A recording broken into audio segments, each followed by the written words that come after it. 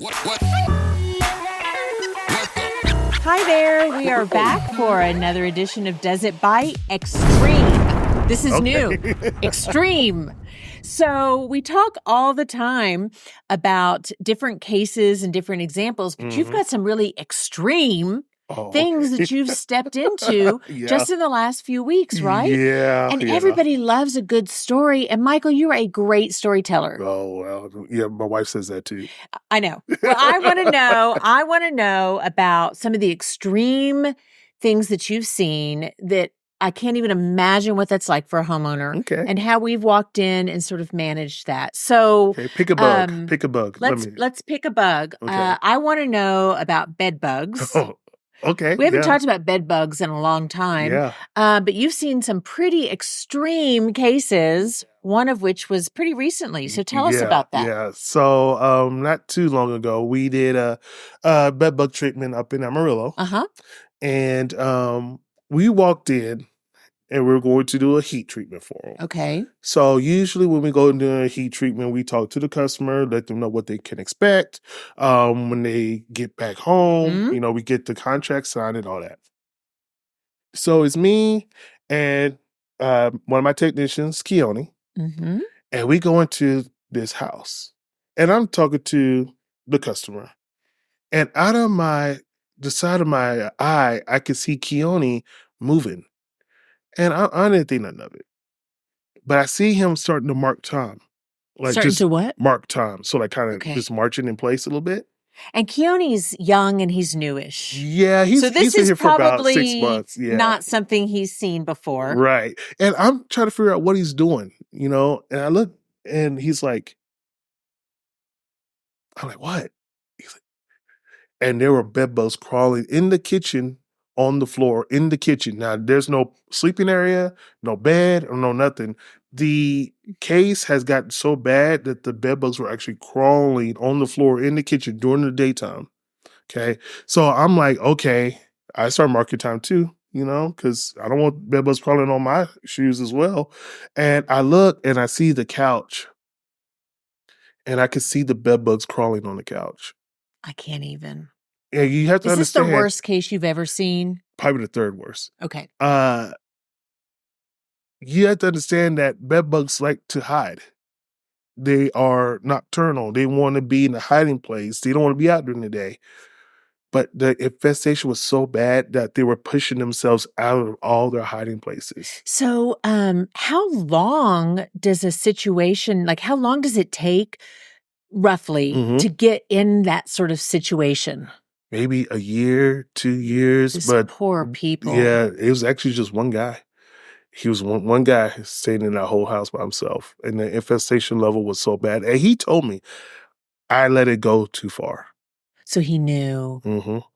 Wow, we've talked about this before, but I can't imagine the psychological impact that would have. It was so bad that he was sleeping in his bed for a while, but the bed bugs got so bad in his bed that he moved to the living room, and he was sleeping in a recliner. If you enjoyed this episode of Does It Bite, please remember to like and subscribe. The bed bugs in the recliner numbered at the thousands. Just in the recliner. Just in the recliner. And next to it was the couch. And when we started heating, we were killing bed bugs, and bed bugs started piling on top of each other. I mean, like this. Piles of bed bugs. So how big is a bed bug, to give perspective for someone who doesn't know anything about bed bugs? So imagine a pile of apple seeds this tall. I can't. I mean, and probably about that wide. That's in this recliner. That's not counting the couch. That's not counting the bed. That's not counting the wall joints. That's not counting extreme. That one was the third worst bed bug job. So I have a question that I had never asked before. So after everything is dead, do we just leave, or do you clean all that up? We talked to the customer and we asked them, would you like us to do it? We could bring our sister company, Carpet Tech, in to vacuum up all this stuff. And they're like, no, we'll handle it. So I went back to that same one Probably about 2 weeks later, Okay. I went back just to check on it because it was so bad. You want to make sure you got everything. Yeah, it was and just that so bad. Yeah, and the bed bugs were still there. Oh no! How does Yeah. that happen? Like, can they be heat resistant, or are they eggs that? Well, they weren't alive. Okay, The they weren't dead bed alive. bugs They're were still dead. there. Oh, the dead ones. Yes, So that's because serious. that's just had so many that it just took it forever to get them everything cleaned up. vacuumed up and oh god, that's Yeah, gross. yeah, That's yeah, gross. yeah. It was tough. Oh, Yeah. so extreme story number 2. Okay, what you got? I saw a picture of some raccoons from Oh, earlier okay. Yep, this week. yep. Some raccoons. Yep. Tell me about those. Yeah. And they were awfully cute. I'm not Yeah. going to deny it because Yeah. they weren't in my house. Right, But, right. but give me your Yeah. extreme raccoon story. So this one I wasn't a part of, but Brent. Well, no, it was Keone again. Bless his heart. Maybe he's the attractor of extreme cases. Yeah. I'm going to have to give him a hard time. Yeah, so it was Keone. Because he's super mild-mannered. So for him to keep being put in that situation, that's awesome. And it's so funny because, he's so calm.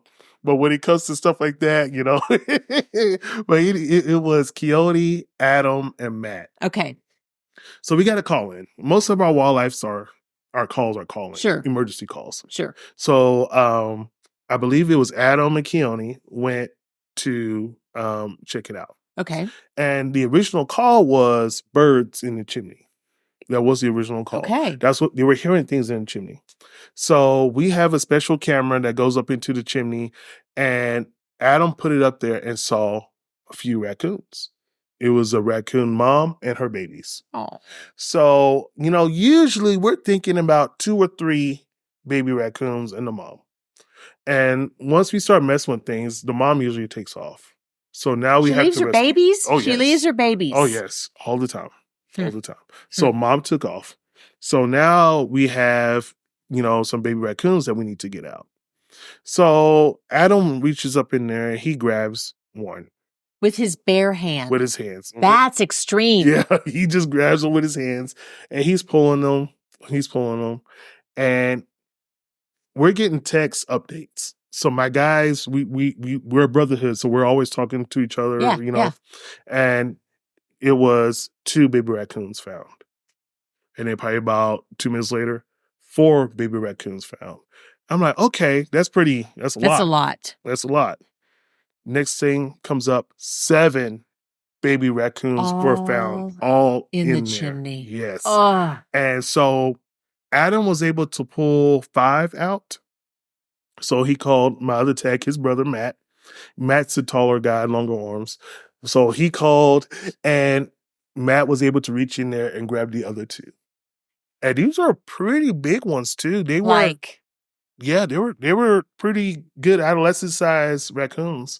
So we were able to save them and take them to a rehab center. That's awesome. So to help that. How's the homeowner how does the homeowner deal with that? I don't know. It's weird because she was grateful that we got them out. Sure. But she was really surprised at how many were in there. Oh my gosh. How does that happen? What attracts them to a place like that? It's the den.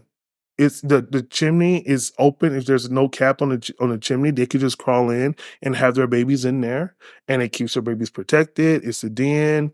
It keeps them in the dark. It's a great protected place. Wow. So, but when mom starts making noise and the babies grow up, start making noise, that's when it starts getting annoying. That's extreme. Yeah. That's extreme. Yeah. All right, we have time for one more. Okay, let's see what you got. German roaches. Yeah. Those are so gross. Yeah. I think they may be grosser than bed bugs. If I had a choice of what I'd rather deal with, if it was in my house, I think I would rather deal with a German roach. Okay. Well, tell us about your extreme German roach situation. Yes. Okay. So let me see. There's so many. There was one that we did. I was heating a unit for bed bugs. Oh, bed bugs back. Yeah. Again. Yeah. I was heating a unit for bed bugs. And this apartment was so bad that she also was dealing with German roaches. Oh. So once we pulled out the refrigerator there were like probably about 500 roaches just scattered. Oh. And are German roaches like big, little? Yeah, they're just smaller. So they're probably about an inch long. Okay. And they're yellowish with 2 black stripes on the back. I'm really itching right now. Everything is itching. Yes. So when we were heating it, so my heat truck has hoses that come in. Okay. And the hoses are laid across the floor and we're heating up the whole unit. And the roaches were literally crawling across the carpet and like crawling over my hoses. And if you stood too long, they will be crawling across your boot and up your leg if you stood too long. So when you I don't went know how into your that, wife let you in the house. she does it most of the time. You'd be sleeping in the garage if you lived at my house. Yeah. My wife usually makes me get naked outside, and then she'll throw my clothes at me before I can come into the house. Oh my gosh, you all are warriors. That's all I have to say. Yes. We love what we do. Oh my God. So how many do you estimate?